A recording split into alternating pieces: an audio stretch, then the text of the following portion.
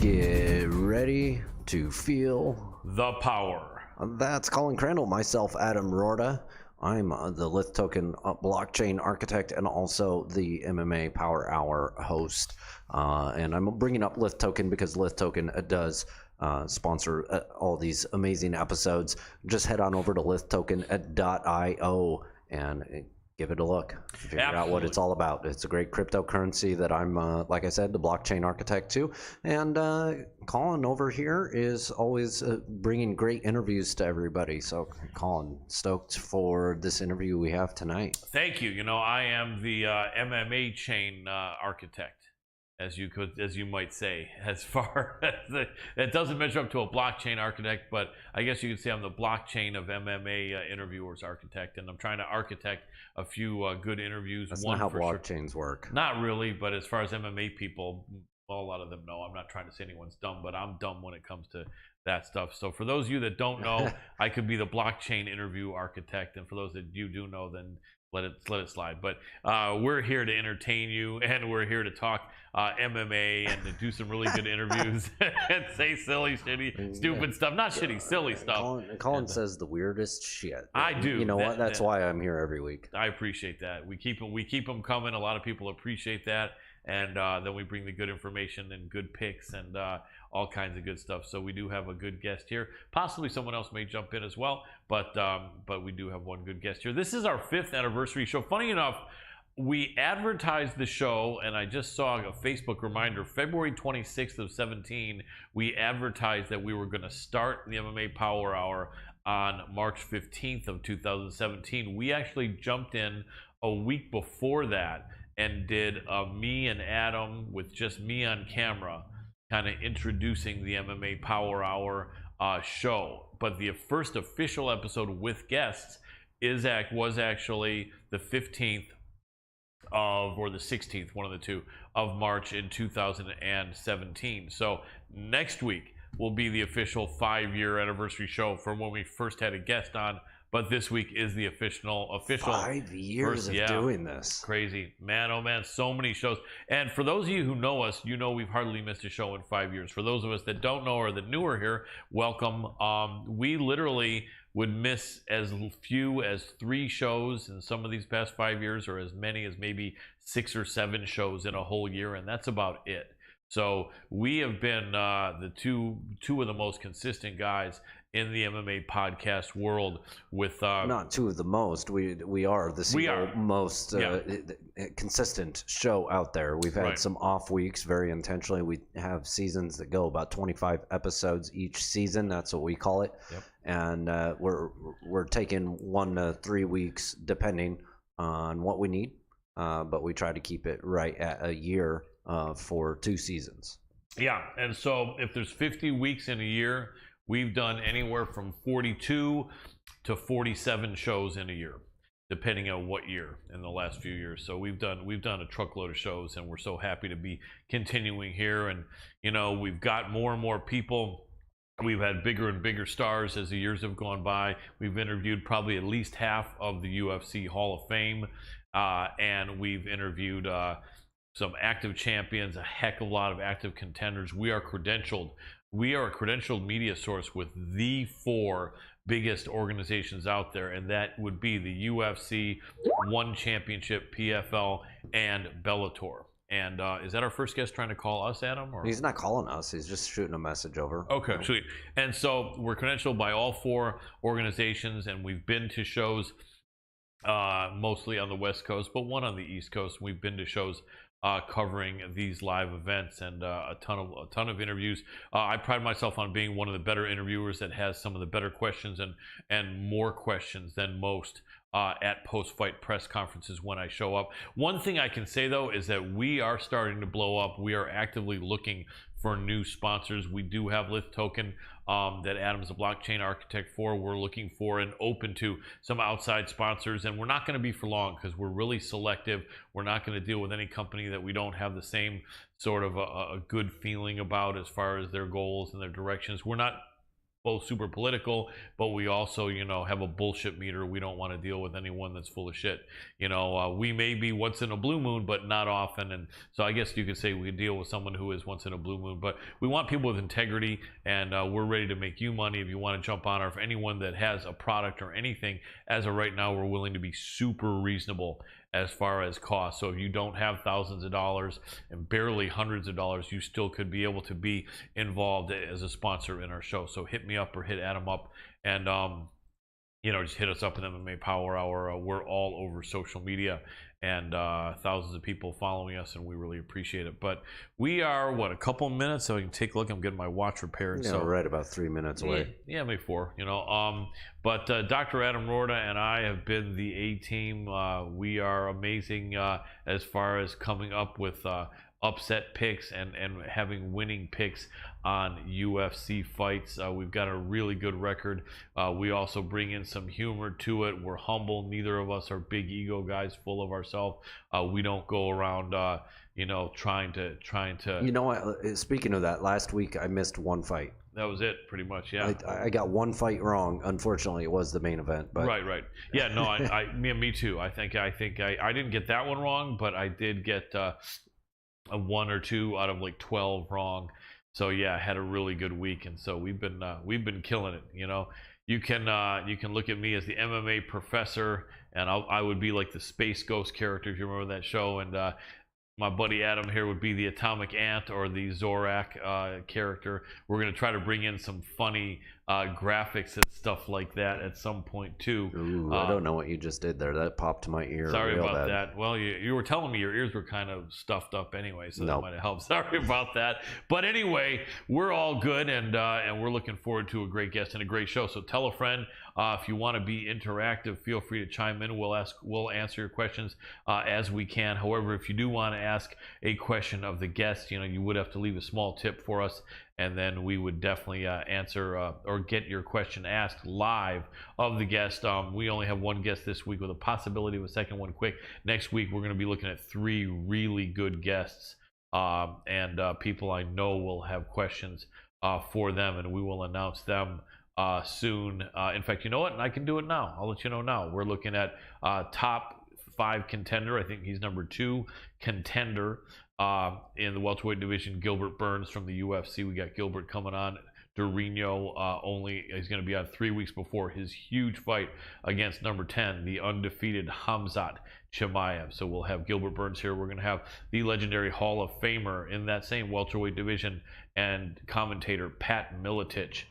Really sharp guy and a good, you know, really intelligent. You know, only makes sense to have him come in here. First guest, first show, 5 years later. That's right. In fact, you are exactly right, Adam. He was a guest on that March 15th or 16th, 2017 show, the very first episode with guests. So this would be 5 years later. We will have had Pat on, and I think we did have him on 2 other times during those years. So always interested to see what he says. In that first year, I think we had him on three times. I think we may have really he's good. one of I'd say about half a dozen guests that have been on multiple times a year. Yeah, he's a really good guy. And for those of you that are supporting, you know, Joe Rogan, you know, he's another like-minded guy, tells it like it is, and doesn't believe in a lot of bullshit and this BS woke culture. So Pat Miletich will be straight. He you know, he just wants to tell the truth from his heart, having been around for 50 some odd years and being a former fighting champion. So I'm stoked for that coming in next week. Me too, absolutely. And we'll have a 3rd guest we'll announce in the next couple of days.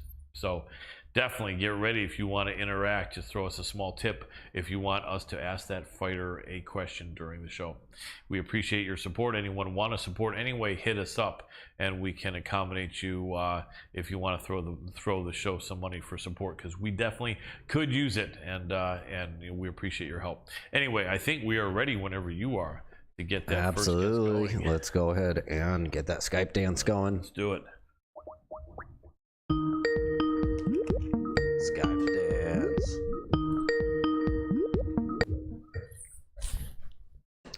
Hey, Jared, can you hear me?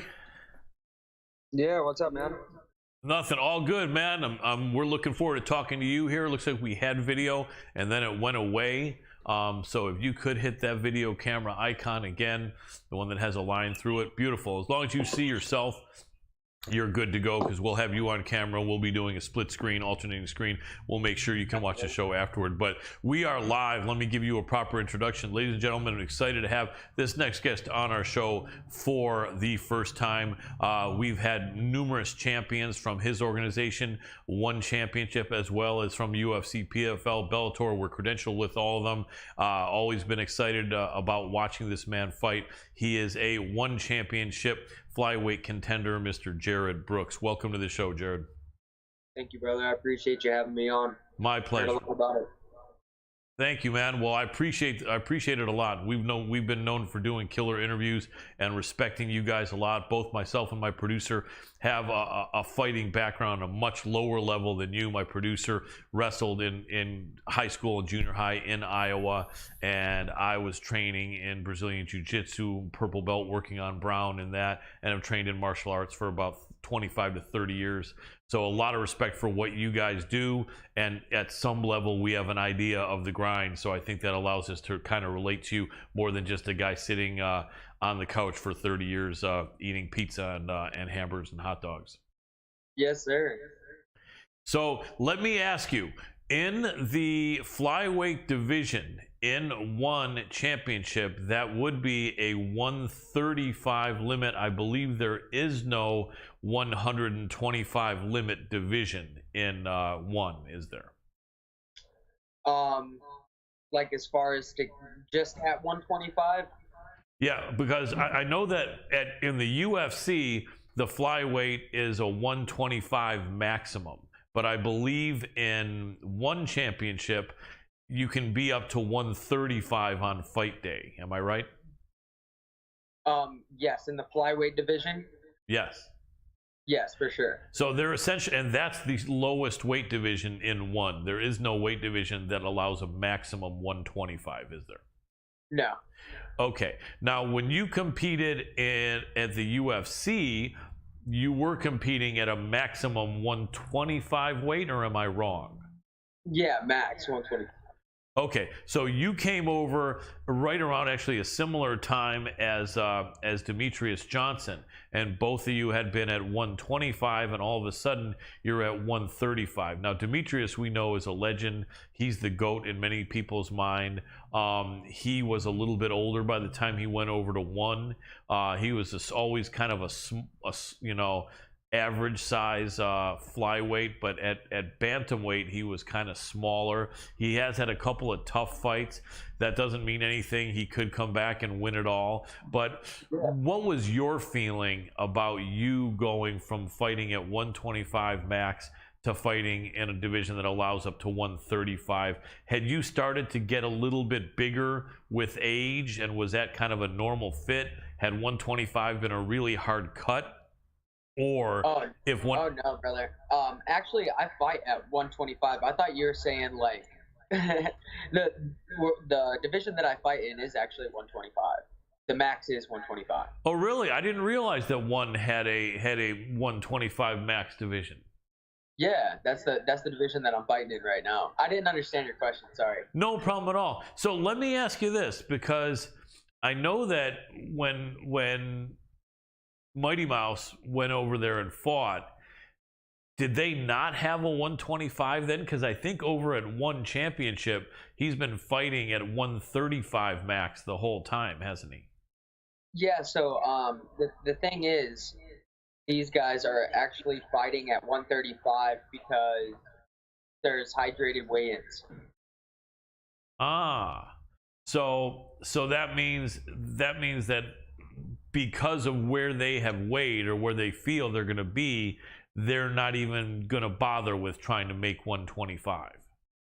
Yeah, I mean, don't get me wrong. The people that can do it really, really right, those guys can actually, cut the weight and be hydrated and still, gain 15 pounds after. I mean, yeah, there's some guys that are doing it right in that organization, but if you're overweight or you're not hydrated while you're on weight on the day before, then you got to weigh in the next day. and if you don't make that, then I guess that's just fight money out of your purse. Interesting. So it seems like Mighty Mouse, who's closer to 40 than 30, must feel that his days of making 125, especially with the hydration rules, is just not going to happen. That must be what their camp felt, huh? I wouldn't be surprised if Demetrius decided to cut down to 25. To be honest, if he can't win, these next few fights, but he's already taken these money fights, like Rodtang and stuff like that. So hopefully we meet each other in the next few years before he retires. That'd be a dream come true. Demetrius is definitely a superstar, and he's always been a superhero in my book. Absolutely, he really is amazing, and it's a shame that they just couldn't really find the money or the energy to promote him in the UFC. He was so dominant and so amazing, but he didn't talk any trash. He didn't get bad blood created with anybody. And right, and I think back then maybe there weren't enough other guys at the really lighter weight classes that they could really build. And he was also cleaning house. He was beating everybody, and so it is what it is. But yeah, still huge respect to him. And now I'm looking at the graph here, and you're only 28 years old right now. Yes, sir.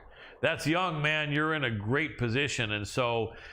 Do you think that you're going to be still good at 125 limit for the next couple of years? Because I know personally that usually somewhere between 28 and 30, a lot of guys add a little bit of weight naturally because you kind of just get a little bit of that extra thickness in your bone density and everything like that. Have you noticed anything like that for you yet? Do you expect that? Are you kind of eyeing 135, or are you feeling still pretty good about 125 unless anything drastic happens with your body? It's just depending on how much I'm really eating at the end of the day. If I eat a lot, if I'm eating over 3,000 4,000 calories a day, I can stay over 135, and then I can lift and then build the muscle mass. I'm able to do that, but right now I just feel like where the position that I'm in, I just need to rule in the weight class that I'm the best at. I know I'm the best at, and then go on to those other obstacles at 135. And I know that those guys are super tough. It's a completely different weight class, but they're all also similar. And I've been prepared for a long time to fight all of these guys like Adriano Moraes. I've trained with Adriano before. I've even trained with Lineker. Lineker used me as a dummy pretty much for Ian McCall, but I mean I was taking down Lineker, a crap ton. Nice. And nothing against John. John is a really, really great fighter as well. Definitely. Who wants to get punched in the face by that guy? Nobody. Yeah. But luckily I did. Yep. Always good to avoid that. But so yeah, we had Adriano on the show here about a year ago. Really good guy. I don't know why. For some reason, I thought he could weigh up to 135, but you're saying no, he's the champ at 125 limit. Is that right? No, he's the champion at 135. That's what I'm saying. Okay. If I win, against Pacquiao at 125, then I can go up to 135 and fight Adriano. Okay, beautiful. So what is the name of the guy who's the current 125-pound champ? Joshua Pacquiao. And is that fight from Philippines? Philippines. And is that fight scheduled for you, or it's in talks? Right now the fight isn't scheduled. I think they're going to give me one more opponent before that, which I mean it isn't crazy, it isn't ludicrous or anything like that. But yeah, I'm just prepared for any obstacle that comes in front of me. I can call my shots all I want, but it isn't my decision to who I fight. Right, absolutely. So your nickname is the Monkey God. How long have you had that nickname, and how did that come about? I've had it since like 2012, and it was more of me and my characteristics and the way that I go about things. I mean, Sun Wuhan, he's the Monkey King, Monkey God, and Hanuman, which is the monkey god from the Hinduistic religion. But they were all like based off of Goku and all these cool superheroes. And my manager, he would call me Spider Monkey. So I Nice. just pretty much built upon that name, and it's really manifested really well with me. Makes sense. So that was off of the Dragon Ball TV show, huh? Yeah, Dragon Ball Z. Yeah, Goku. He's Yep. pretty much based off of the character Sun Wuhan. I'll tell you something funny. I remember back when that was on in the early 2000s, I remember Pride fighting was still on. And Yeah. there was a fighter that came out, Kazuyuki Fujita, which sounded like Vegeta from that show, right? Yeah. And I Vegeta, remember, I used to always have guys joking about that, say, I don't know, Vegeta better have some of those Vegeta powers, you know, to come and win. But and then he did. He beat Mark Kerr. And it was blow into that 500,000 XP. Yep, absolutely. But yeah, I'll tell you a funny thing, man. I'm an older guy. I'll say I'm over 40, so I've been a fan and training for a long time. I remember right about back then, I was babysitting some kids, and they were like 6 and 8, really athletic little dudes, and their parents were real chill. So just for like shits and giggles, I started showing them some Brazilian Jiu-Jitsu, a little bit of wrestling, and some Muay Thai. And they loved it. It was awesome. They were constantly going at it. And I was always better in the Jiu-Jitsu and the striking than the wrestling. So the wrestling, like, my wrestling wasn't that great, so they couldn't do shit. Whenever they tried to wrestle, they would get easily sprawled on, and I'd be like scratching my head saying, what? Finally, I talked to a friend, and he said, you got to learn your wrestling a little bit better to be coaching someone. And I said, well, at least I'm not trying to put myself out as a coach. At least I'm just coaching these little dudes that I babysat. But I lost track of them. But literally, this was like in the early 2000s before the sport got to be well known. So I've often thought, man, I wonder if either of these kids ever trained or anything, but they probably do remember their babysitter showing them MMA in like 2002. Yeah, right. You know, so it's definitely some fun memories. But yeah, man, I used to bring tapes too. I'd plug them in. We'd watch some Pride and some UFC tapes, but definitely fun times. So in your record of 18-2, one of them was a split decision, man, and that could have gone your way. You were in the UFC, and I think along with that split decision, you had 3 other fights where you were 2-1, right? Or did you have 4? Or did you have 5 total UFC fights? I think it was 4, right? I had 4. I was 2-2. I beat Eric Shelton first. Second, I fought Davison Figueiredo, the UFC champ. Right. And I arguably won that fight. Yes. I think I won that fight. That was really close. After that, I ended up knocking myself out. In the fight with Shorty Torres, yeah. What happened there? I haven't seen that. It's pretty hilarious. What happened in that fight? I was fighting Shorty Torres, which he's no slouch either or anything like that. But I mean, with all due respect, I was beating the crap out of the dude. Yeah. And I had him on my shoulder, and I went to do like a bridal carry, and I went to do like a I don't know, like a Canadian destroyer move from like WWE. Nice. And I took him the wrong way with his hips, and it gave space in between his hips, and my head hit his hip and the octagon at the same time. Oh wow. Yep. And it knocked me out, and then I rolled over, and then I was still knocked down right when I came to. He just blasted me like 2 or 3 times. Oh man. There's nothing I could do. Yeah. It was the worst thing waking up and Dan Miragliotta is standing over you and you just look like a straight like midget compared to Dan Miragliotta. Right, I know, he's a monster. And there you were like 24 years old when that happened or something like that. And yeah, man, I've done a lot of growing since then. And I won my last UFC fight after that, and then unfortunately we got the boot when Demetrius left for one. I fought for Ryzen a couple of times, and I fought for a local promotion once, and then I just got into one. Yeah. So, the cards all fell on the table at the right time, thank God. Yeah, because it's interesting. Both you and Shorty Torres were looking good in the UFC, and then you were both gone, and it's almost like I'm sitting there going, what the fuck? I mean, you were two seriously legit guys. How the hell are you both gone? I think he went to Bellator or something like that, but that's weird. So that's what I was going to ask you. I guess did they say something like it was almost like a football trade where they said, hey, Jared, along with the Mighty Mouse, we're trading you to, I mean, was it something like that, or what was that about? Oh man, there's still, I know a lot of flyweights that got cut, and I've trained with a lot of flyweights that got cut from the UFC, and you know, it's a rough season, you know, trying to get into a major promotion. It's really tough. You got it. They're making people fight their way back. I mean, people have been spoon fed into getting back into the UFC for sure. Yeah. But a lot of people, they're waiting for people to pretty much, you know, bring the brightness back to what they had, and you know, if they don't, they don't. Yeah. You know what I remember? I think they also cut Dustin Ortiz right at that time as well, and he was looking really good. And now I think it's coming back to me why they did this. Once they traded Mighty Mouse, I think they were about ready to dump the whole division. Remember? They were saying, in fact, they were going to dump 125 flyweight. They had to water it down, man. In my opinion, they had to water it down temporarily. Right now, and where the flyweight division stands, I think that it's a little bit better than what it was like a year and a half ago.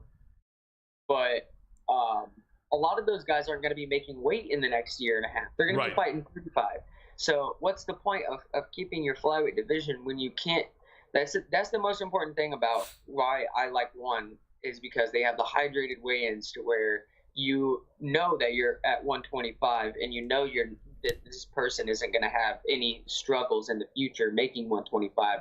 So you can have a solidified champion, and then if he wants to move up, then he's going to have to grow to move up. Yeah. You know what I'm saying? Which is healthy. I mean, without a doubt, much safer. You know, you got Cody Garbrandt going down to 135 or 125, and you see how that went. I mean, it's not his capabilities as a fighter. I mean, he lost 10 pounds of muscle mass, which I mean, some might be in his brain. Who knows? Yeah, without a doubt, it makes it much harder to take a shot. And like they probably would not have let Cody fight at 125 and won, right? No, not if he wasn't hydrated, and he definitely wasn't hydrated in those weigh-ins. I mean, he looked okay in the weigh-ins, but I only seen the ceremonials. So you got people like Davison Figueiredo weighing 144 fight night. He fought me at 149 pounds fight night. Wow, that's crazy. And thinking about that, it's not that it's cheating or anything like that. He got away with it. He did it, you know. Yeah. So yeah. I can't blame the guy, but and it makes him slower too, which is pretty cool. When I'm going against these new flyweights, they're just hydrated and they're just, you know, in shape and they're ready to go. So they don't really get tired at all. But you know, when people do hard weight cuts, they get tired quick, and you know, I'm glad that I'm fighting in a weight class to where, you know, I'm fighting in UFC. I weighed 123 fight night. Wow. So you were really small, and and guys there were like 140 something. Yeah, I see your point. What do you think about the trilogy with Davison and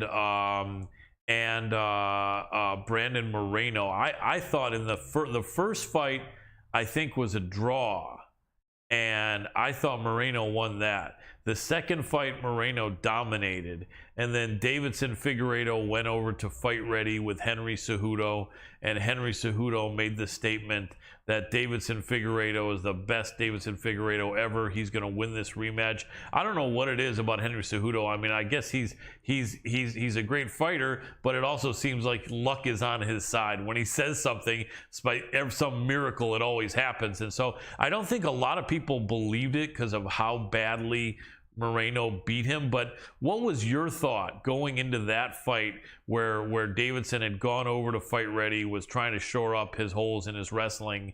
Did you think he was going to take it back from Moreno? Did you think not? What was your feeling about that third fight? Yeah, I pay attention to a lot of people's social media, a lot of fighters' social media that I could potentially fight or that I want to fight, and I paid attention to both of their Instagrams, and I could see in the second fight that Davison was going to lose because it looked like he was just involved with his gym too much. Yeah. Looked like he was just trying to build his gym and build his athletes in his gym, and his head got too big for him to train enough, and he got exploited. And he understood that right before he was about to fight that he didn't put in the work. So Davison didn't need Henry Cejudo necessarily. Davison just needed to put in the work, and he needed to be motivated.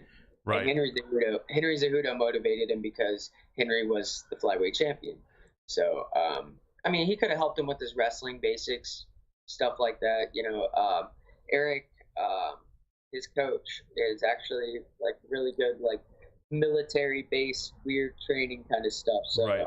Eric Albarracin, yeah, Captain Eric. Yeah, he seems like a really nice guy too. I've talked to him a couple of times, but yeah, for what they do, they have something going on over there for sure. But I don't think that necessarily Davison needed Henry, and I think that Brandon took away from his fight with the second fight in taking down Davison and controlling him and getting him tired, or just coming in and submitting him. Or solidifying takedowns against Davison. That's the biggest key, in my opinion. And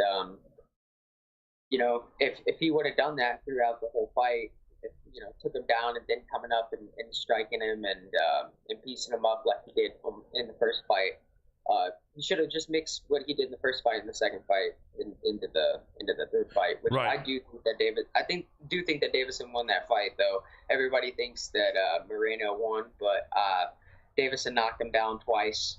Yeah.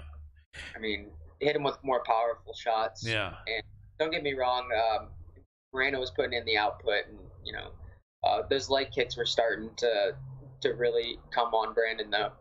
Yeah, and also Brandon's movement was kind of unusual. Like, it almost looked like he was really relaxed. He almost looked like, to an extent, kind of like an Anderson Silva out there, but just almost maybe too much. And I thought that was a close fight. And Brandon's a super cool dude. I interviewed both of them right after the fight. I was there in the press section. But did it seem like Brandon was maybe too relaxed and kind of like too at kind of being the matador in there, it looked like? Or what was your thought? And what was he doing with kind of the interesting movements and just kind of like holding his hands up, kind of like an Anderson Silva fight? I think he went in to prove something, and he underestimated Davison for sure.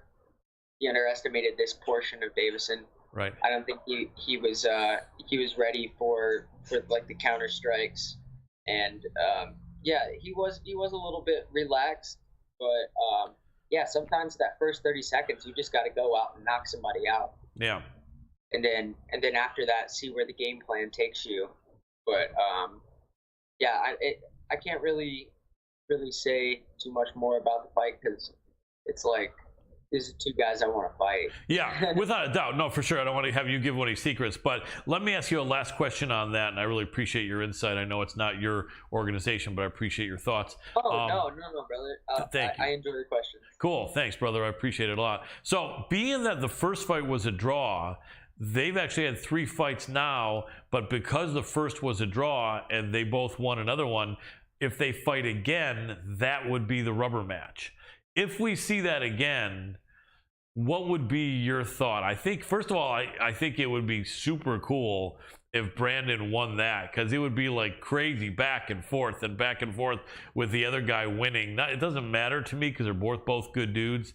But what would be your thought? Could Brandon make some adjustments in the rubber match, and what would they be? And then how do you think that fight would play out? I think Brandon just needs to, first round you take him down, and second round you jab. You just hit a bunch of jabs on him because he's gonna be tired. After that first round, Davison just gasses. I don't know, like right. especially with wrestling and the weight cut. I see it every fight with him, but he pulls a rabbit out of his hat a lot in fights. So Davidson's unpredictable. You can't say too much about him, but very true. I think that it would be cool for Moreno to come in and get that dub for sure. He's a great kid, and he has a great personality, and he's the heart of Mexico right now. So absolutely, it'd be good. It'd be good for the UFC, and it'd be good for him for sure. But I like Davison Figueiredo. I think that he's a good champion as well. I think that he doesn't know how to talk. I think that's the issue with him and fans. But besides that, I think that Brandon Moreno is boring as well. I think that he plays the nice guy way too much, and he just uses his facial expressions and his hands. Yeah, that's true. Now, if you were the promoter, you're looking at either making that fight next or giving one of two different guys a shot. There's a guy, Askar Askarov, and then there's Kai Kara France that trains with Israel Adesanya. I know Kai, yeah. I know both of them for sure. I would say Askar Askarov first. Askar Askarov has been killing shit. Yeah. So Kai Kara knocked out Cody Garbrandt. Don't get me wrong, but Kai Kara got beat by Brandon Royval. Right. So he's probably wouldn't. So it'd be Askarov first and then Moreno second. Your thought probably. Right? I just couldn't dream getting beat by somebody like Kai Kara France or Brandon Royval. I don't know what it is. I couldn't think about a bad possibility in those fights. I don't know. Right. Understood. So all right. So Askarov though, maybe that dude is tough. Yeah. And you know what's weird? There's a guy in another organization whose name is Askar. Yeah, I know Askar too. Yeah, he's fought in Indiana before. Where does he fight? He's not with one, is he? No, I think he's with like LFA or something. Or I think Askar is fighting for Saudi Arabian company or something. Something, like yeah, it really could be. But yeah, it's funny. His name is so close to Askar Askarov. But yeah, there's a lot of those tough guys. So the title fight for you, it could be this next fight or the fight after. And again, what's that gentleman's name? The one championship flyweight champ. That's Joshua Pasiao. Joshua Pasiao. Okay, is he a young guy like yourself at around 28, or do you know how old he is? I think he's 26, so he's been the champion since he was 21. Oh, wow. He got beat, and then he came back and got his title back a year and a half ago. Interesting. Gotcha. So that would be... And then knocked the dude out back. He knocked him out again after that. Nice. Okay, so that would be a good fight. I'm sure you're confident in that fight and matching up with him. If you had your preference, would you want that one to be next, or would you like one more kind of a tune-up before that? I see it as this is the ride, and I have to enjoy the ride. So if I don't get a title shot right now after 2 fights, which, I mean, that's insane. That's pretty cool that they are even thinking about that. But, if they give me another fight, I'm perfectly content with that. And it's not, I know anything can happen in the octagon, but I have got, pure confidence and will and strength. And that's all that matters in this sport. Absolutely, and you're in a great spot of being 28, and you're right, only 2 fights in the promotion. You can't necessarily demand a title shot, but whenever it comes, it comes. Where do you train? Which team do you train with, and how long have you been with them? And were you with any other big gym before then, or what's been your history as far as where you train throughout your MMA career? Yeah, I've been kind of like orphan. Nice. I've pretty much been to home. I started out in Warsaw with one of my main coaches, Dennis Minnix. He's like a Matt Hume kind of. Nice. He has a great coaching mentality. Mm-hmm. After that, I went to American Top Team in Coconut Creek, Florida, and trained there for about a year. And then after that, I started training with my best friend Justin Scoggins in South Carolina. And then with Stephen Thompson and all of those guys as well. Then after that, I've been here for 5 years in Detroit with my coach James Lee, and we really just go down in the basement. We call it the dungeon, and we just ball out. That's it. Nice. So Justin Scoggins is living with my coach right now, so he's my main training partner. You have like Austin Bashi. He's going to be a kid that's going to be flashing on the scene in the next 2 years. Bet you on that. Nice. And so you said Detroit? Yeah, I live on the outskirts of Detroit right now. I was raised in the outskirts of Detroit. Where at? I was born in the city many years ago off 6 Mile Road, and then I lived in Southfield off of 10 Mile, and then 12 Mile, and then Ann Arbor. Nice. I live in Taylor right now. Nice. Yeah, I know some people, because you know how it is. I don't know if you're not originally from Michigan, or are you? I'm from Indiana originally. Okay, nice. But you know how Midwest is loyal to their teams, right? And so even though I've been in California and LA for many years, still a Michigan fan of all the teams, and I love to support athletes out of Michigan. I know that in the UFC we got Jamal Hill, who's killing it at light heavyweight. He just put Johnny Walker to sleep. I've had him on the show like 4 times in the last 2 years. I know he's cool, huh? He's a hell of a fighter, huh? Yeah, he's nice, chill, relaxed dude. I haven't got to train with him or be in the same like training areas as him, but he just seems like, when I met him, he was just like, nice and relaxed. Yeah. Everything was chill about him. Yeah, he is. He's super chill, super cerebral dude. He's an unusual guy in that he was from the streets, like in outside Chicago. Oh yeah, he's from the streets for sure. But he's like he's like focused on learning martial arts and fighting for so many years, and he's really a student of the game. So like I said this to him when I interviewed him. I think he was on the show 1 or 2 weeks ago. I said, you've got that kind of a contrast where you're like a totally real dude from the streets, but you're such a cerebral guy also being a student of the game and just a true martial artist. So he's a cool dude. I know he's at Black Lion somewhere out there in Grand Rapids. Right? He's got Jamal. I would say like his standard boxing, horrible standard. Is it? Okay.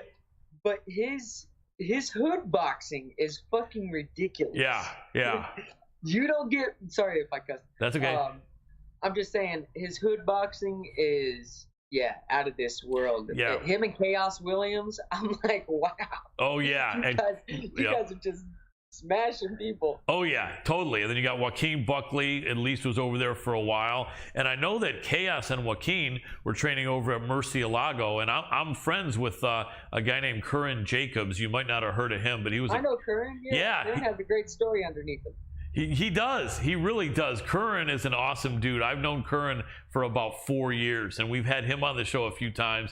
Super cool dude, and I know he's like had a couple MMA fights now, and like he's acting and like that. He's been in a couple films with Randy Couture, but yeah, he's an awesome dude. And then also Cody Stamen. I interviewed Cody several times. He's out there at Michigan Top Team with Darren Cruikshank and those guys. Did you ever meet those guys over there?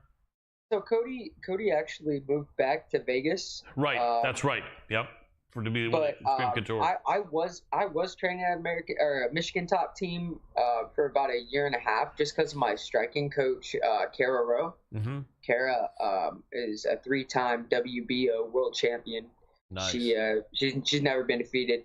She's probably one of the best boxing coaches in the world. I mean, I think I got the best boxing coaches in the world in Detroit here. Nice. It's ridiculous. Nice. And who's also out of Michigan? Claressa Shields, talking about boxing. So, she did have a loss, but I think she'll be back. But yeah, so definitely, man, it's good to know you're out there, man, because a lot of fighting spirit in Michigan, and it seems like you've had some great training and some great looks. Question for you, being out of American Top Team, did you expect the results in this past Saturday's fights between former friends, as the promotion said, now hated enemies, Jorge Masvidal and Colby Covington? With your wrestling background, did you kind of see it going that way? I did, and I don't really have a wrestling background, but I just thought that the equalizer was the wrestling, and Cody being 3.5 years younger and having a lot less miles on him. Did that fight kind of play out just as you expected, or if anything, what was different?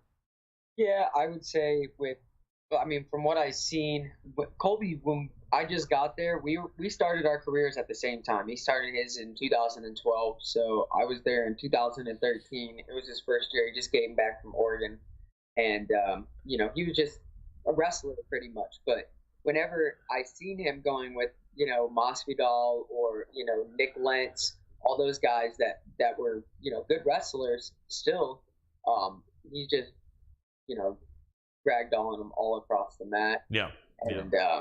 And I seen it, and with Colby's hands getting better, and all of the tools coming in with that, I was like, yeah, Masvidal he doesn't really have a chance besides that flying knee. Yeah, and because Masvidal was at 155 for so long, yeah, he got naturally a little bit thicker, but he's really not a big welterweight. Another thing I remember is that Masvidal brought in Bo Nickel, who I'm sure you've heard of, right? Yeah, Bo from Penn State, yeah. Nice, yeah.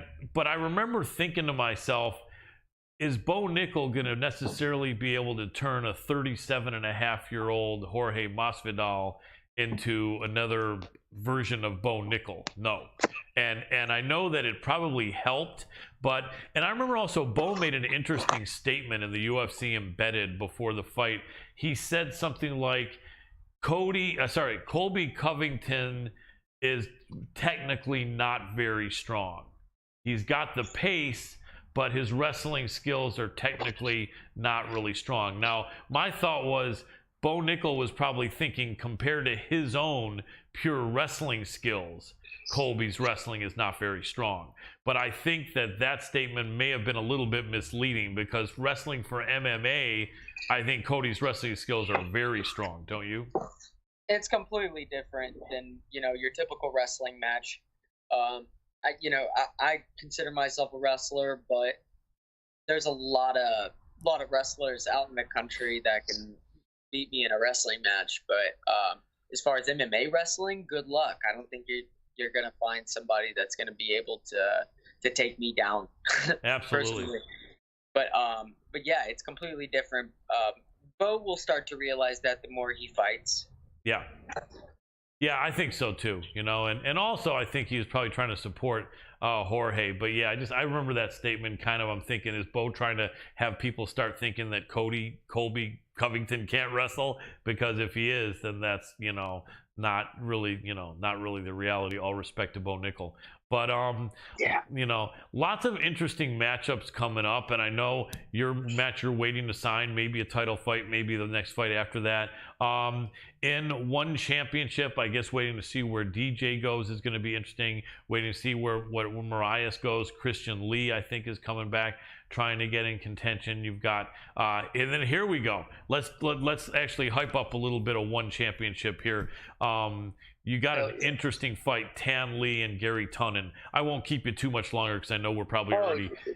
I appreciate it. So Gary Tunnen and Tan Lee. This is an interesting matchup because Gary Tunnen's a unique dude, right? I had Gordon Ryan on the show a few months back, and Gary was like his teacher when he was younger and a good friend of his. And he believes a lot in Tunnen. Tunnen comes from jiu-jitsu. He's a unique dude. He's been beating guys who are anywhere from kind of good to maybe not bad. Is it a little bit of a jump to go and fight Tan Lee, or are a couple of his last guys pretty darn good? Where do you think that matchup is for Gary Tunnen? A big jump or not really? And then how do you see that fight playing out? From what I've seen of Gary, I mean, he looks like he's a definitive martial artist now. It's kind of crazy. He's throwing kicks, doing Imanari rolls, knocking people down with his hands. I don't think his jaw's too full for sure. I think that he's ready for this fight, and good luck to him for sure. Absolutely. And Tan Lee is a tough guy. He's a nice guy too. I've interviewed him. Super tough guy. That guy is ridiculous. Without a doubt. But I can't count Gary Tunnen out on anything. I mean, I've seen that dude beat some really big jiu-jitsu names. Without a doubt. Now, a question for you. A lot of people talk about the sweat factor. Like if Gary Tunnen could get on top of Tan Lee early on when they're dry, I think that would be a really dangerous thing for Tan Lee. But if it's the middle or later part of the fight and they're both really sweaty, isn't that going to make it a lot harder? Or can a guy like Gary Tonin, just as such a high level grappler that he is, somehow do something to compensate for the sweat and slipperiness, do you think? I would say in those grappling situations when you're both sweaty, it's usually the person that has the most grappling experience that wins that. Okay. In my opinion, I think that Gary would probably end up getting old boy's back in that situation. If Gary got on top and it's third round, they're both sweaty. I think that Lee is probably going to overcompensate on some kind of technique, and Gary's gonna finish him. Gotcha, and that should be an exciting fight. It was interesting what Gordon Ryan told me. I asked him, I said, because Gordon's talking about jumping into MMA. He was sick for several years, and he actually just retired for a year, and then looks like has got kind of a hold on what was causing his illness, and so it looks like he's kind of about ready to be back. But he said he's very, very close to jumping into to MMA with one. And I asked him if he would kind of like have like a similar plan of attack to Gary Tonin.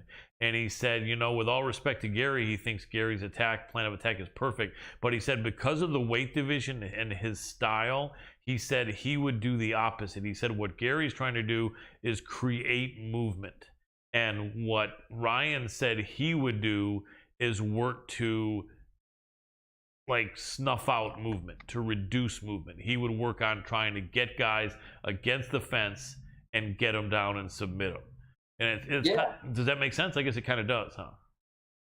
Well, I mean, he's more of your standard grappler. You know what I'm saying? Like Gary's like all heel hooks, like like the new school of grappling. While Ryan is chokes, like get on top of you, smother you, kind of deal. So two different grappling styles for sure. That makes sense. And leg locks, man, you don't see so many leg locks in MMA. And I know it's because, I mean, as a purple belt, almost brown belt, I have some knowledge, not as good as higher belts. But obviously, you can put yourself in a bad position in MMA if you go for a leg lock and don't get it. But I've heard some black belts say that there are some leg locks you can kind of go for from a top position and still end up not in a bad position. And can you tell me anything about like what that would look like? It's all about your scrambling ability at the end of the day, and being in a bad position and being able to get into a neutral position, if that makes sense. Yeah, definitely. So if I'm on top and I hit a half guard heel hook, and I know I'm not going to get it, it's about bailing at the right time and not staying there to where somebody else can, take an advantage of another technique. Makes sense. Also, a couple months ago, we had Marcus Buchecha Almeida, the Jiu-Jitsu world champion, on our show, and he just had, I think, his second MMA fight. Now it's looking like they're having some problems negotiating with Arjan Singh Buller, the heavyweight champion. We had him on the show as well. Do you think that if he's out, that they may bring Buchecha right up for a title shot? And if so, he looked pretty good. He's over at American Top Team. I think he probably didn't get there until after you left, but he's doing some great training with Steve Mocco. Do you think he could be ready for that? And what do you think of his overall skill and potential?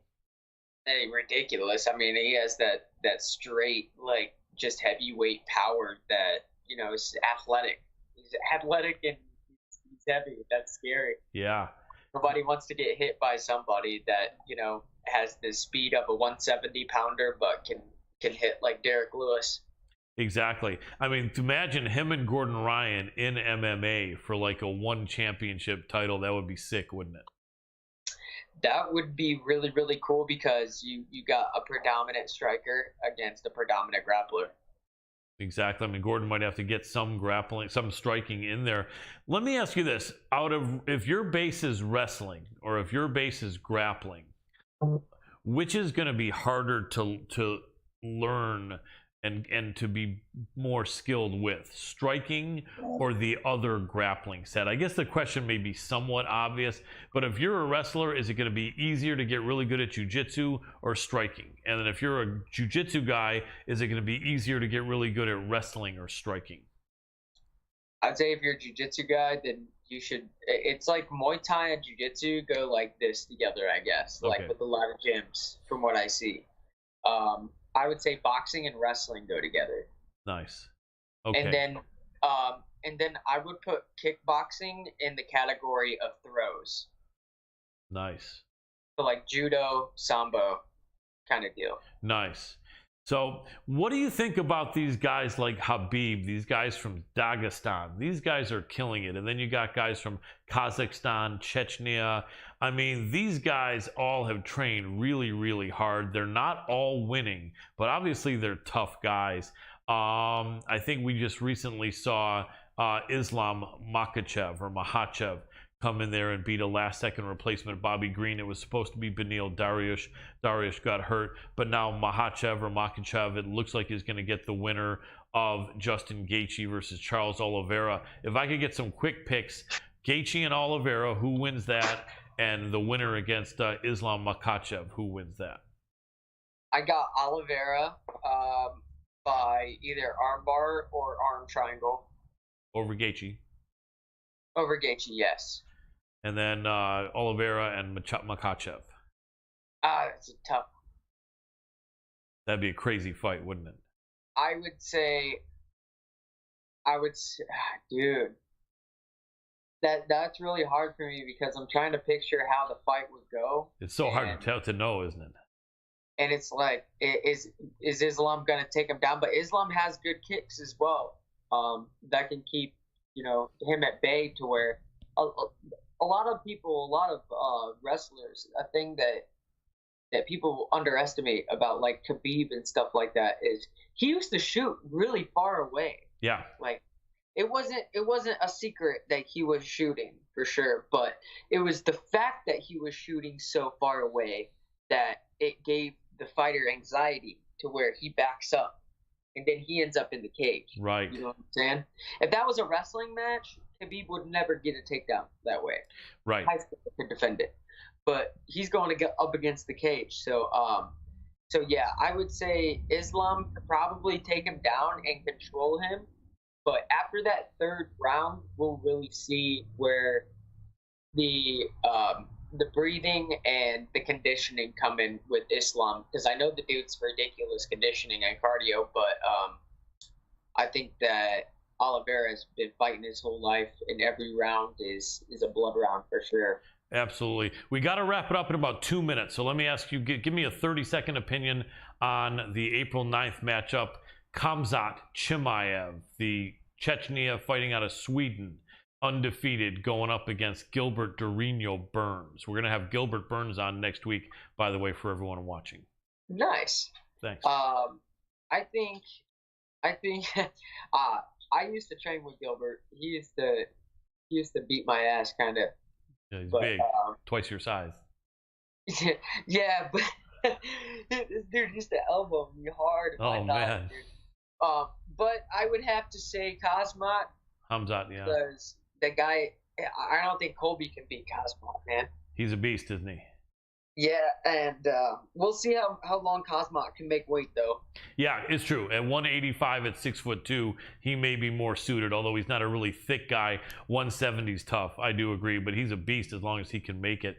What is the best place on social media where people can support you? Do you have any t-shirts or any gear, any products? Let us know here. Any sponsors you want to put out there, feel free to shout it out.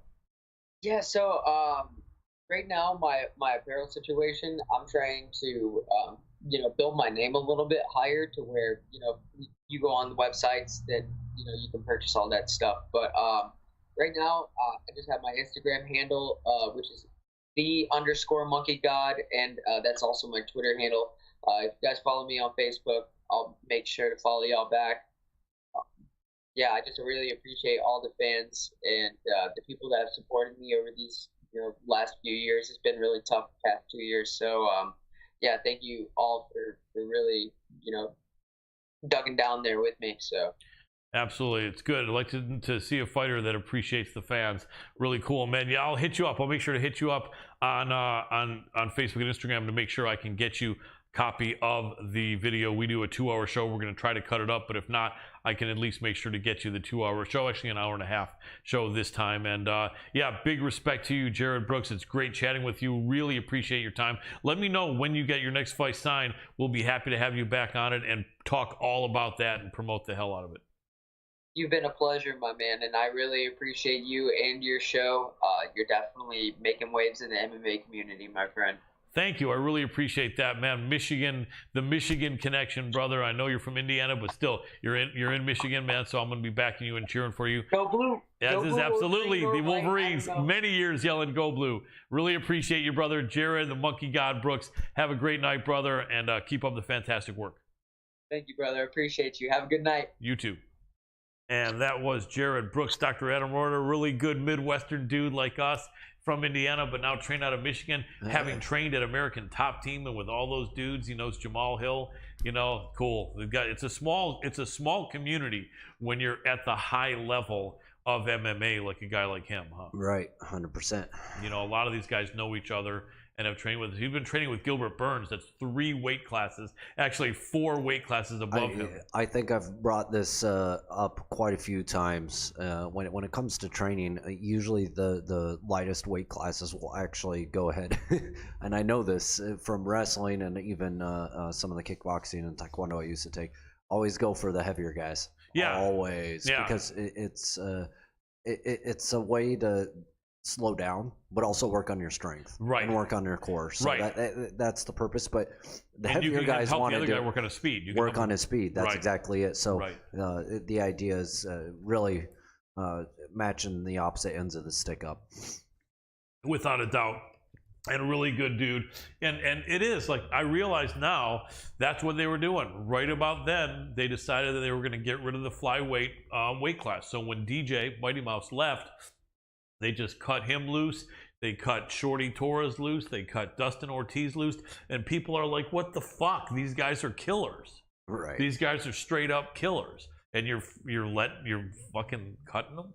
Right. But that's what it was. They didn't think the division was going to be there, and these were guys that were perfect for flyweight, and they were like, well, these guys are too small for bantamweight. We're going to be getting rid of the division. See you later. And hey, their losses, other organizations' gains, because this man, I think, will be fighting very soon. Speaking of other people's losses and other people's gains, we've taken a gain here by hopping on over to social media. Every time we put our focus here on social media, on the Hannibal TV and our Facebook page, things seem to blow up. Yeah, so we're going to keep going this way for quite a while. Unless we have the right partner. Now, being that we have one of the largest archives, any of you distributors out there that are watching right now, hit me up, but I doubt we're going to be interested unless you come with a big marketing budget. Right, because we've got like 1,000 hours of interview footage with some of the biggest names in the sport over the last 5 years. Right. So we do have a hell of a library, and we are open, but it can't be someone saying, I'll give you $1,200 for it or something like that. No, and none of this back end, if it works. You know what? This is one of the most interesting industries out there, in the fact that so many people come.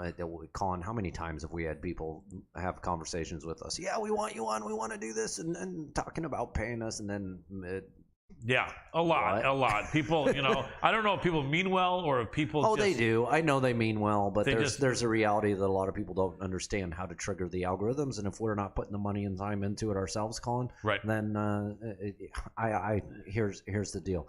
I'm not going to do some split on the back end when I do it better than somebody else. Exactly. So if you want to do it for me, come with the budget and the plan, and let's talk. Otherwise, let's talk something else. So anyways, Colin, on that note, also, everybody needs to go ahead and hit up our social media. When you get a chance, it's at MMA Power Hour. Our website is down currently. It'll be back up at some point in the near future, but we have it down intentionally. Just want to focus on the show here on our social media side of things. And the Hannibal TV also. yeah, hit up the Hannibal TV on YouTube, and if you're Facebook, on or Facebook, if our you're on page. Facebook or YouTube right now watching it from the Hannibal TV, make sure to hit up our pages as well. Like, comment, and share. Spread the love. Help us out. We love you guys. That's the best tip you can give us. Absolutely, without a doubt. And while we're doing that, I think I'm going to bring it over from the Hannibal to my page, and then we'll bring it over to MMA Power Hour. But right now we have UFC fights this Saturday, and it looks like we're going to do maybe 10 minutes, Doc? Maybe 15? About All 10 minutes is All right, fine. can you make that graphic any bigger so I can see? I mean, no, you've got to get better eyes, dude. It's far though, man. It's all right. It's not far. Okay, all right. Carl Roberson against okay, there we go. Thank you, sir. We have Sit back. Yes, thank you. Sit back. I will, thank you. We have Matthew Semmelsberger against AJ Fletcher. I have not heard of AJ Fletcher. He's a tough guy. I'm gonna have to look into it, but Semmelsberger's a killer. 2.5 We've had him on, favorite. haven't we? Yeah, we've had Matthew on a few times. I think Semmelsberger wins that fight hands down, although I haven't looked into AJ Fletcher that much, but Matt is a killer. The Jedi is legit as fuck. This is a cool fight. The main event, man, the main event is tough, man. Finally, Magomed Ankalaev gets a really high level fight against Maheta, former title challenger Thiago Santos. And that's going to be a good fight. Ankalaev, I think, is 3-1 favorite. Let's touch base on that one in a little bit. Okay. Let's start a little. We got Miranda Maverick, who we've had on the show, who is a very, very tough girl. The fight that she lost against Macy Barber was a farce. Every cage side media person had Miranda beating Macy Barber, as did I. The next fight, however, though, Miranda did look not like herself against Elise Reed, I think it was. No, it was Blanchfield. Sorry, not Elise Reed, Blanchfield. And Aaron Blanchfield looked like a beast, so Macy really needs to win this one. Sabina Mazo did go up briefly to 135 and come back down. She's had kind of a tough time after looking good over there in King's MMA. This is an important fight for both girls, both coming off of a loss. I think that Miranda Maverick takes this fight, though, decisively. Yeah, it's going to be. You think decisively? I think it's going to be a close one. I think she's gonna be angry. She's gonna lay the beat down on Sabine Mazo. I think she's going to take it, but I think it's going to be a close one. Yeah, I think if it's up on its feet, the longer it's up on its feet, the closer it's going to be. The more Miranda can be on top on the ground, it'll be Miranda. Jillian Robertson, JJ Aldrich. That's an interesting fight. Both girls have done their share of winning, but also their share of losing. Jillian, for a brief minute, was like top 15, if maybe even top 10. I think at one point she may have had a 10 next to her name. JJ Aldrich, the highest she's ever been ranked is like 17 or 16 maybe. But this is a big opportunity for Aldrich. It would be a hard loss for Jillian. I do think Jillian wins this fight, but it's going to be a tough fight. Yeah, this one's going to be another close one. I'm going to agree with you on this one. Jillian, I think, is going to take it. Yeah, I think so too. I think both girls that have been on our show, Miranda and Jillian, are going to win. The odds makers have that one at? They have Jillian for that one. Yeah, also. they have Jillian about 1.5 to 1, and then they have Miranda 3.5 to 1. So yeah, I think that next we have. Matthew Semmelsberger. I think he's going to handle business. And then we have Oh yeah. Look at the shape though. Wow, man, that body. That didn't I used to have that body? No, only in my dreams. You think that one's going to be that straightforward? Yeah. No. Well, that guy's strong, but Semmelsberger is a killer. I think Semmelsberger is gonna take care of that. Trevin Jones against someone else where you're back in the big. Well, let's undefeated. Let's go by. Yeah, he's undefeated. So But that's why I'm like, isn't this his UFC debut though? I think it's the dude's UFC debut. It is. He was a contender series fighter. Yeah, there you go. And I think Semmelsberger is going to tell him there's levels to this, and it's going to show him that. Anyway, who is the? Oh, Alex. Look above that though. Look above that. Oh, yeah. Last minute replacement. Our guy who we interviewed 3 months ago, Terrence McKinney. He is given 2 weeks notice here, I think. He just came off a big win. It'll be 2 weeks or 3 weeks, and he's got Drew Dober, who we've had on our show twice. This is a scary fight. These guys are going to beat the brakes off each other. Drew Dober is a slight favorite. McKinney is the new dude. Dober is still somewhat young, like 31 years old, 32. But the young, hot guy right now is McKinney. Tough, man. Dober really wants this fight. This would derail the hype train, and I think the hype train's real for T-Rex McKinney. But Dober needs this fight. He's had a couple of hard fights lately, and he's still a really great guy. But he's older and he's got a lot more miles on him. I'm actually surprised that fight is fight of the night, maybe. No, I'm surprised that fight is coming before the next one. Yeah, you know, well, I agree. I think many more people are going to be excited and anticipation to watch McKinney versus Dober than Roundtree versus Roberson. But if I'm being honest, Roberson and Roundtree have had higher level fights as far as ranks, as far as in the rankings. So I guess it makes sense. I do agree, though, more people are going to be excited, I think, to see Dober versus McKinney, but, you know, Roberson and Roundtree. And they do have Carl Roberson as a slight favorite. And both guys can be kind of hit and miss. Like, you don't know which Khalil and which Baby K Carl Roberson is going to show up. But Baby K is coming off 2 losses to Vittori and Brendan Allen. No shame in those. Roundtree, I think, is also coming off losses, isn't he? No, he's coming off a win. He's got a win. Modestus. Who was against Bukowskis? But Bukowskis lost almost every fight in the UFC, 3 out of 4, and then Khalil had 2 losses before that. So this is you know, Khalil's were. That's a tough fight. I don't know who to call that. I don't know who to call. I'm going with Khalil on this. I think so too, but it's going to be really close. I think he's had the tougher opponents by a little bit. More ranked fighters, I think, than Baby K. Yeah.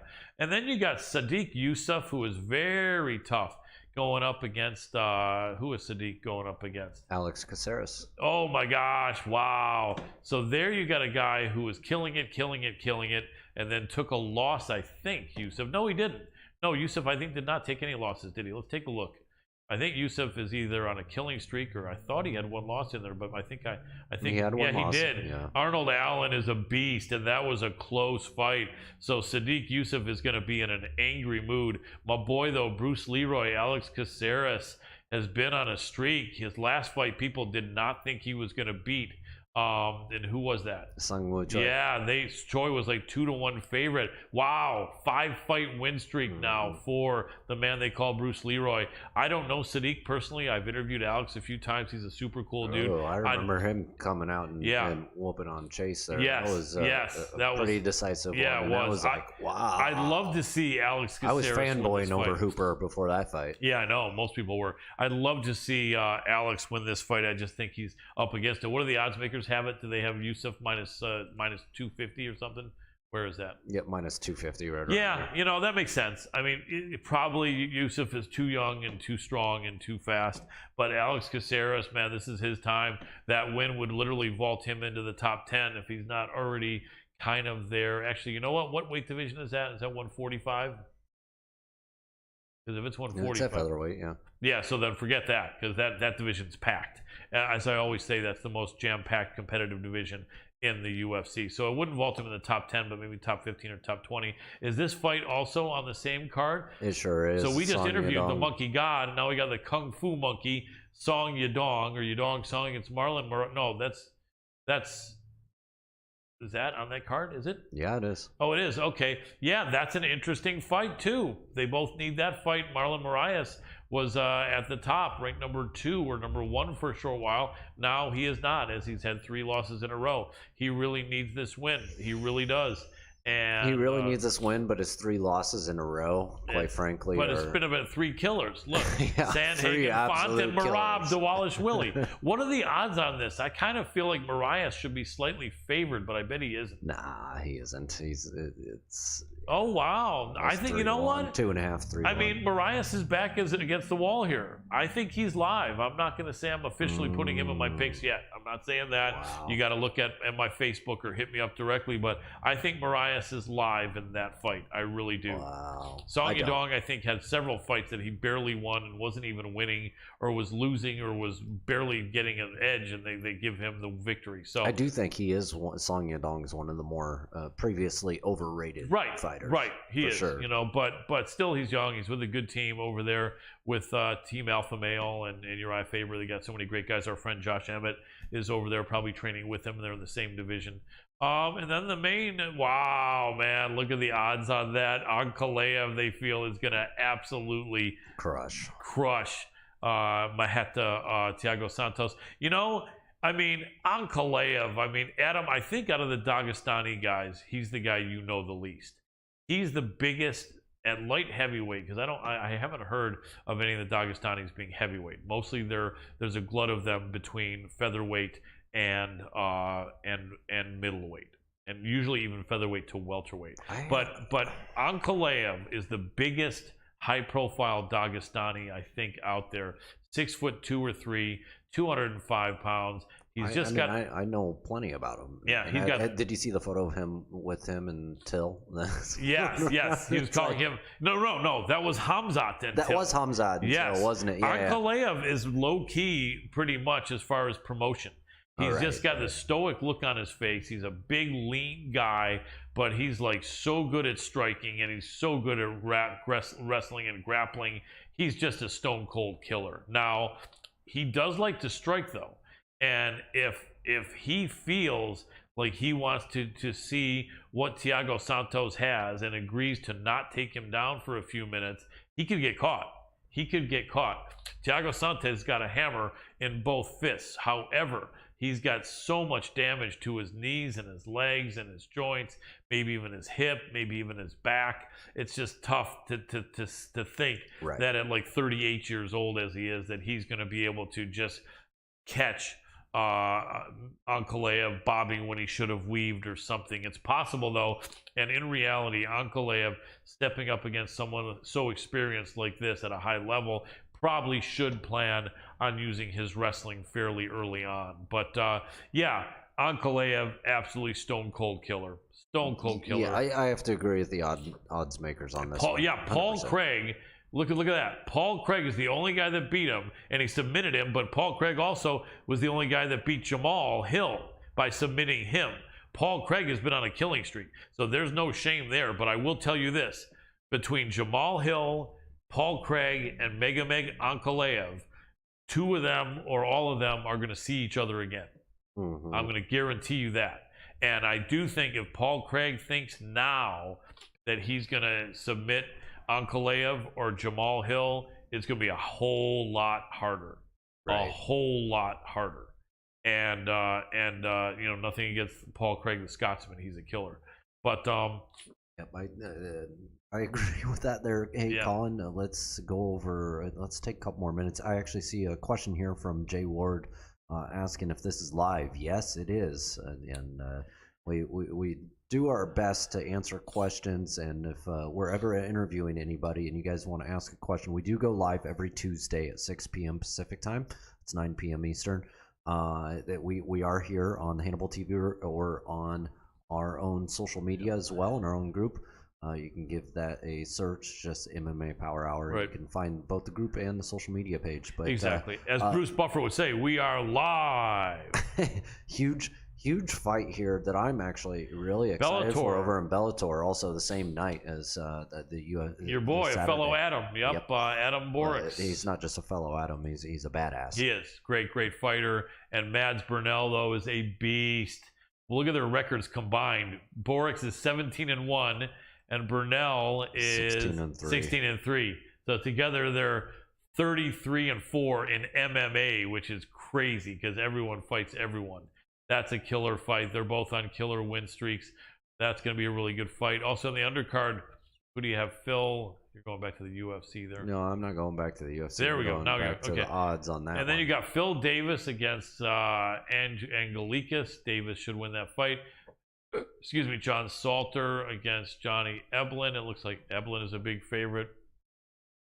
And then you got... Yeah, I mean, really, I was just... just the top fighter there. That top fight was interesting. As much as I love Bellator, unless it comes down to the heavyweights and light heavyweights, I'm not really super interested. Yeah, or maybe some of the top guys like AJ McKee and the Pitbull brothers and, the champ Nemkov. And Ryan Bader possibly. You know, I have a question for. Well, first off, we need to try to get Adam on our show. I don't know how great Adam Borix's English is. Can you click on him real quick? Where is he from? What does that say up there? Sorok Heaves, Hungary. Yeah. You know what? I think it's okay. I think I may have interviewed him. I think I did interview him He was in person. He can speak English fairly well. Yeah, I'll reach out. The one thing is sometimes these guys are willing to do a 5-minute side-by-side interview where they can see you and get an idea more of what you're talking about. Less interested. Well, I would like to 20 chat minutes. with him and have you ask him, if he has his eyes completely on Bellator or if he's interested in the UFC, because he's definitely in the right weight class to, keep crushing it here at Bellator. Right, Eventually 145. over. Yeah. Yep. Not only that, but AJ McKee, who won that title about a year ago in that quick knockout of Patricio Pitbull, AJ is going up to fight for the 155 title against Pitbull's brother. And I honestly, just like Conor McGregor at 5'11" or so, I don't see AJ McKee coming back down to 145. He's been there his whole career from 20 years old to now 27 years old or 28. And so in reality, Borix and Burnell here, the winner probably is going to be able to get a title fight without having to go through AJ McKee. Or maybe I'm wrong. Maybe AJ will come back down, but I don't know. He's awfully thick, and he's right about that age, 27, 28, where he's going to get a little bit thicker. And we may never see him at 45, but yeah, it's a good fight. I'll reach out. We'll see if we can get Borix on there. We'll talk to the Bellator. I mean, we'll see if we can give Bellator some love. And the one thing is we always want to have people on here that you're interested, but we also do want to make sure that people with a really winning record and experience from all organizations do get some love. We can't frequently have people that just have 3 or 4 pro wins or are not fighting in one of the 4 major organizations, because a lot of you don't know them, and we do want to make this show interesting to you and bring in people who are already on their way to being a champion, if not already ranked. And but Borix would be that guy in Bellator for sure, although they don't put out actual rankings, or I think they're working on it. But he's definitely up there in talks, especially if he beats Mads Burnell. He might as well reach out to Mads as well. Now they're fighting this Friday though, or is it a week from Friday? I think No, it's Saturday. Same day, March 12th. they're fighting the same day as UFC. Yep, March 12th. Why the hell do they do that once? I don't know.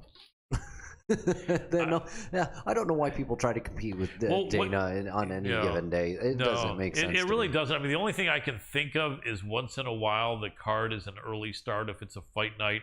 UFC has been doing that lately. I think you guys may have noticed that it used to be if it was a pay-per-view, then it was somewhere between 3 and 4 that the prelim started, and the pay-per-view card always starts at 7. And then if it was a fight night, it used to be a little bit earlier, somewhere between 2 and 3. The prelims and the main card would start at 6. But lately, if it's a fight night, I've seen the prelims start as early as 11 a.m. and I'm talking Pacific time. Sorry if you're wondering what the hell I'm saying if you're on the East Coast or Central. But lately I've been seeing the fight nights for the UFC start a lot early, and the main event actually being over not at like 9 o'clock or 10 o'clock, but being over at like 7 or 6.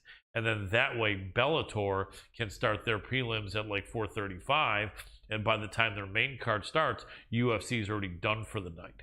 I wonder if there's any communication between Scott Coker and Dana on that, so that they can probably kind of is happen. A little bit. There probably should be. It makes sense, because then we can watch both. You can have a great night. Dana doesn't care, but right, for Scott Coker, he's probably happy to not have people distracted by watching UFC when they could watch the Bellator main card. Well, I'm almost wondering if Bellator is thinking that the Eagle FC is going to pull more eyes than UFC. I can see that maybe it's starting more than to be them. pretty popular. Because that's Habib's organization. Yep. Let's take a look at that real quick. Give that about a minute of love. The main event is very odd. Kevin Lee, who got cut from the UFC, but many people felt he shouldn't have, because he is a legit guy. It just seems like lately he's not been able to get by the top 10 guys or top 5. Double tough guy though. Do you really think anybody thought he shouldn't be with all the stuff that was going on? with all the stuff going on with Kevin Lee. No, oh, Kevin Lee. I'm talking no, Kevin Lee. Diego Sanchez, sadly enough, the highest he's been ranked in the last 8 years is like number 30. Right. So Diego Sanchez, there was no doubt with all the bizarre stuff going on and the fact that he's lost 6 out of his last 9 fights, there's no doubt why he was cut. Right. But this is a weird fight. Kevin Lee could still be in the UFC. Look at those odds. There's absolutely no way, unless Kevin Lee twists his ankle or something. You know, well, scratch that. If Kevin Lee decides to try some weird shit or whatever and go in berserker mode, maybe he can get caught, knocked back a little bit by Diego. And then if Kevin Lee ends up on the bottom as a wrestler and with Diego Sanchez as a Brazilian Jiu-Jitsu black belt, probably for the last 10 years or 15 years, could Diego submit him? Yeah. But that's going to be a big ass. That's a huge ass. Yeah, Kevin's a better wrestler. I mean, this is a first-round finish. Probably so. You know, but I just don't want Diego Sanchez to get hurt badly because he's a warrior and he's just been in some wars. But hopefully that I'm sure they have great referees and everything. But you know what does impress me, Adam? A lot of guys that have money like Khabib, and now Khabib probably has more money than most guys. Khabib maybe doesn't have Conor McGregor money, but I think he's got at least $30 or $40 million from what I've heard. Some guys that have a lot of money say, I'm going to start this organization. I'm going to, like he did it. Like he talked about it for less than a year, and then he did it. Right. So Khabib is that kind of a guy. I mean, literally, I think a lot of people have advisors that advise them, don't do it yet, don't do it yet, don't do it yet, don't do it. And pretty soon, months and months have gone by and years. And sometimes it's the right decision. In reality, so many organizations so many entities have created MMA fighting organizations and have bled money and I guarantee you Dana got in there and helped out with this one and helped push it along and perhaps a stakeholder. I guarantee you. You could be right. You could be right because it was sure quick. Between the time Khabib retired and the time this league started, I don't think it was quite 12 months, or if it was, barely over that. So kudos to Khabib for wanting to do something and just doing it. And I think that's consistent with his fighting skills and his heart. His idea is I make an objective, I make a goal to do something, I get on it, I do all the legwork, I put the pieces together, I get the paper signed, and I do it. Right. And for some reason, 99% of the rest of us find that hard to do. I mean, execute, right? Yeah. That's a reality that a lot of people go with in the fighter world is you just do, or you put up or you shut up, right? Right. And Khabib, of all the people out there, is one of the biggest on that. So right, and having the money helps. If you really don't have the money, it makes it a lot tougher because in reality, Khabib could genuinely lose and bleed out $3, $4, $5, $6, $7, $8, $10 million, hopefully not, and then end up having to dump this idea. But if you have 30, 40, 50 million dollars, you don't want to bleed out a third of your net worth, but if you do, you're still set for the rest of your life. Right. So that's it. He's willing to take the risk. And all right, Colin. Well, it's been another amazing episode. I want to thank you for this one. Unfortunately tonight, boys and girls, ladies and gentlemen, and trees and whatever you want to be called. Ladies and germs. Ladies and germs. We intended on having some more guests, but not every week are we able to bring on a whole bunch of guests. We have had 6-hour episodes before with numerous, we did back in the early guests. days. Yep. But we're trying to keep it short and sweet for you guys. Colin, another amazing episode. Everybody, hit up our social media. Hit up lithtoken.io. Check out the cryptocurrency, everything that it's about over there. We are going to be doing physical NFTs, actually, with patent pending right now. So we are going to be all the rave and all the hype here in the next year. So definitely keep updated with everything going on over there. Join the Telegram. And Colin. Liddy Kitty, right? Yeah, you got Liddy Kitty right behind you. I'm going to go ahead and tap out for the night, everybody. Have a good one. Awesome. Great work. As always, this show is lit because of Dr. Adam Roorda in more ways than one in that term. In that terminology. Thank you so much to our guest, Mr. Jared Monkey God Brooks. Killer fighter, great guy out of Indiana, training out of Michigan, having trained with so many great people and places, and he's getting some great work now. and is maybe 1 to 2 fights away from the flyweight title at one championship. For some reason, I didn't know why. I didn't think they had 125 weight limit. But anyway, thank you so much, Jared Brooks. Appreciate you. Everyone else jumping in, Dr. Adam Roorda for the entire team. Spread the love in a positive way. Be that guy, be that girl. Make sure your pets are safe and warm. It's a cold winter. Make sure they have fresh water and clean water to drink. Take your dog for a walk whenever he or she needs it, and make sure your cat's cat box is clean. The love you get back is unconditional, and it's so important. They deserve all the love and care in the world. That's about it. Colin Crandall here for the MMA Power Hour, and for tonight, I am tapping out. See you next week.